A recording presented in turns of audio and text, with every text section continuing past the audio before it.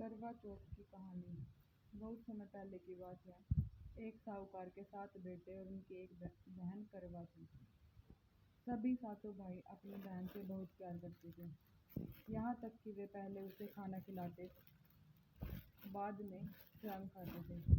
एक बार उनकी बहन ससुराल से मायके आई हुई थी। शाम को भाई जब अपना व्यापार व्यवसाय बंद कर घर आए तो देखा उनकी बहन बहुत व्याकुल थी।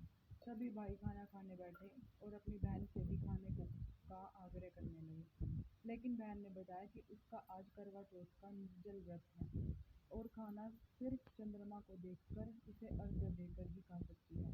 क्योंकि चंद्रमा अभी तक नहीं निकला है, इसलिए वह भूख प्यास से व्याकुल हो उठी है। सबसे छोटे भाई को अपनी बहन की हालत देखी नहीं जाती और वह दूर पीपल के पेड़ पर दीपक जलाकर छलनी की ओट में रख देता है। दूर से देखने पर वह ऐसा प्रतीत होता है कि जैसे चतुर्थी का चांद उदित हो रहा हो। इसके बाद भाई अपनी बहन को बताता है कि चांद निकल आया है, तुम उसे अर्घ्य देने के बाद भोजन कर सकती हो। बहन खुशी के मारे सीढ़ियों पर चढ़कर चांद को देखती है, उसे अर्घ्य देकर खाना खाने बैठ जाती है। वह पहला टुकड़ा मुंह में डालती है तो उसे छींक आ जाती है। दूसरा टुकड़ा डालती है, उसमें बाल निकल आता है। जैसे ही तीसरा टुकड़ा मुंह में डालने की कोशिश करती है, उसे उसके पति की मृत्यु का समाचार मिलता है। वह बौखला जाती है। उसकी भाभी उसे सच्चाई से अवगत कराती है कि उसके साथ ऐसा क्यों हुआ। करवा चौथ का व्रत गलत तरीके से टूटने के कारण देवता उससे नाराज हो गए हैं और उन्होंने ऐसा किया है।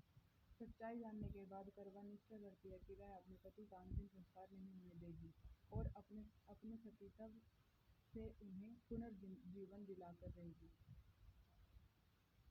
वह पूरे एक साल तक अपने पति के शव के पास बैठी रहती है, उसकी देखभाल करती है और ऊपर उगने वाली सुई नुमा घास को वह एकत्रित करती जाती है।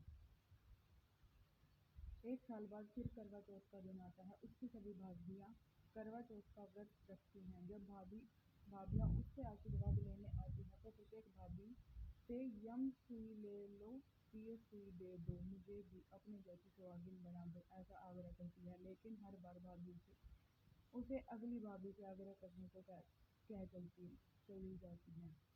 इस प्रकार जब 6वें नंबर की भाभी आती है तो वह करवा उसके लिए यही बात दोहराती है।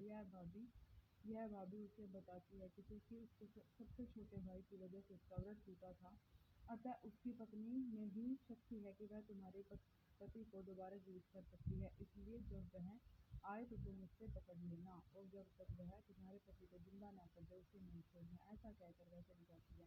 अतः अंत में सबसे छोटी भाभी आती है। करवा उनसे भी सुहागिन बनने का आग्रह करती है, लेकिन वह टाल मटोली करने लगती है। इसे देख करवा उन्हें जोर से पकड़ लेती है और अपने सुहाग को जिंदा करने के लिए कहती है।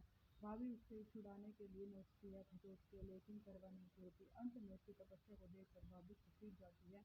अपनी छोटी अंगुली को चीर कर उसमें से अमृत उसके पति के मुंह में डाल देती है और करवा का पति तुरंत श्री गणेश कहता हुआ उठ जाता है। इस प्रकार प्रभु की कृपा से छोटी भाभी के माध्यम से करवा को अपना सुहाग वापस मिल जाता है। हे श्री गणेश नागौरी, जिस प्रकार करवा को चीर सुहागन का वरदान आपसे मिला, वैसे ही सभी सुहागिनों को मिले।